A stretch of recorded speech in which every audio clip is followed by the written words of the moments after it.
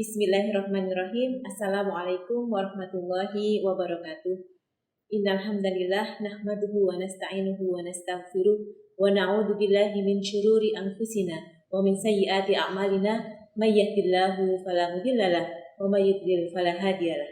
Asyhadu an la ilaha illallah wa asyhadu anna Muhammadan abduhu wa rasuluh. Allahumma shalli ala Muhammad wa ala alihi wa ashabihi ajmain. Sahabat Filah rahimakumullah, pada kesempatan kali ini izinkan saya menyampaikan kajian tentang mencetak generasi muda harapan orang tua. Generasi muda yang secara fisik tampil dengan tubuh dan panca indera yang sempurna, disertai dengan psikis yang tersaji dengan jiwa yang menggebu penuh idealis sebagai penggerak posisi penting yang strategis. The youth is the hope of our future. Pemuda adalah harapan masa depan kita. Ajaran Islam sangat menaruh perhatian terhadap pembinaan generasi muda. Dalam sejarah, angkatan mudalah yang menyambut dan menyokong pergerakan dakwah Nabi. Sejarah pun mencatat bahwa Nabi Ibrahim pada saat tampil meruntuhkan patung berhala adalah pada waktu berusia muda. Sebagai orang tua harus memiliki kewaspadaan dalam pola asuh agar ketika anak-anak ditinggalkan, mereka siap menghadapi segala tantangan di dalam kehidupan sosialnya di masyarakat. Di dalam Al-Quran surat An-Nisa ayat 9 yang berbunyi, A'udzu billahi minasyaitonir rajim. Bismillahirrahmanirrahim. Wal yahshal ladina law taraku min khulfihim dzurriyyatan di'afan khafu alaihim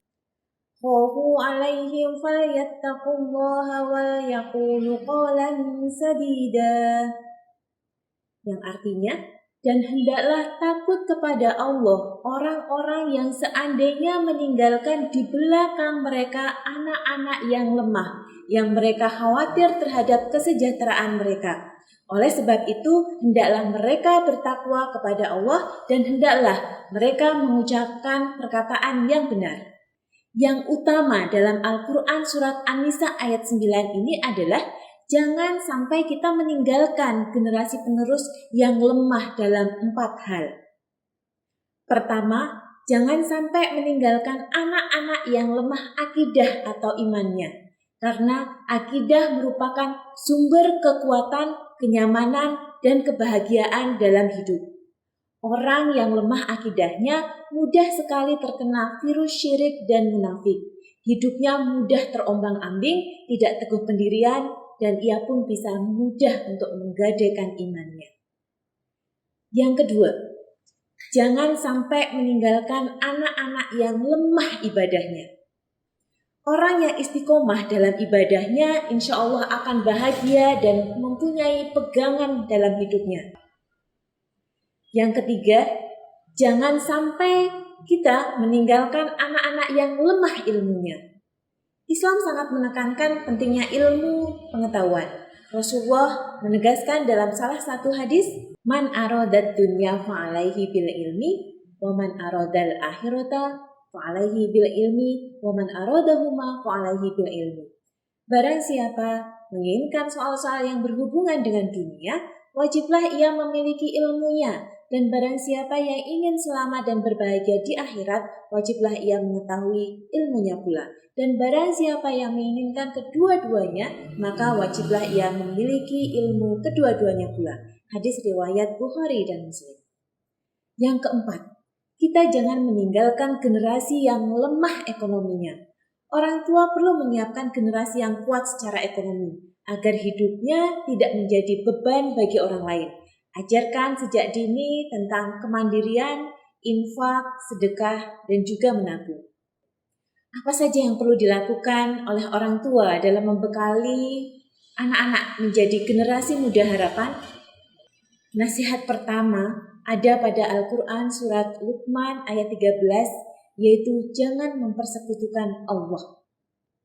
Nasihat Luqman yang kedua ada dalam Al-Quran surat Luqman ayat 14, yaitu Luqman berpesan untuk berbaktilah kepada kedua orang tua.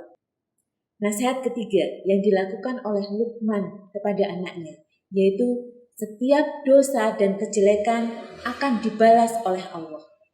Nasihat ini mengajarkan agar setiap orang mengetahui bahaya jika berbuat dosa. Dan setiap muslim harus yakin bahwa Allah Maha melihat dan mengetahui serta Allah akan membalas semua perbuatan kita. Nasihat keempat yang dilakukan Luqman kepada anaknya adalah mendirikan sholat, beramar ma'ruf nahi mungkar, dan bersabarlah terhadap setiap cobaan. Mengapa sampai 3 ibadah ini yang menjadi wasiat untuk anaknya? Tersebab 3 ibadah ini adalah induknya ibadah dan landasan seluruh kebaikan. Nasihat Luqman kepada anaknya yang kelima adalah ajarkan akhlak mulia, bagaimana beradab, berbicara, bersikap tawaduk di hadapan manusia. Manungso mung ngunduh wohing pakar. Sahabat filah sekalian yang dirahmati Allah, tentu ini adalah peran utama orang tua dalam mendidik anak-anak dalam keluarga dan pembinaan dakwah kader di masyarakat tentunya. Ayah dan ibu berperan penting untuk mencetak generasi harapan, bahkan dimulai sebelum anak muda ini lahir. Dalam keluarga, dekatkan anak-anak dengan Al-Quran dan orientasikan pada akhirat. Berikan pendidikan yang baik. Selain pendidikan di dalam rumah, juga pendidikan pada sekolah yang mempunyai guru-guru yang solih dan solihah, sebagai teladan dan keberkahan ilmu yang akan tersampaikan. Semoga kita mempunyai generasi muda Islam yang kokoh dalam iman dan paham mengambil peran sebagai sebaik-baik umat yang bermanfaat untuk ayah ibunya, umat, dan juga kelangsungan kejayaan Islam. Demikian yang saya sampaikan. Mohon maaf atas segala kesalahan dan kekurangan. Terima kasih atas perhatiannya. Billahi taufiq wal hidayah. Fastabiqul khairat. Nasrun minallah wa fathun qarib. Subhanakallahumma wa bihamdika asyhadu an la ilaha illa anta astaghfiruka wa atubu ilaik. Wassalamualaikum warahmatullahi wabarakatuh.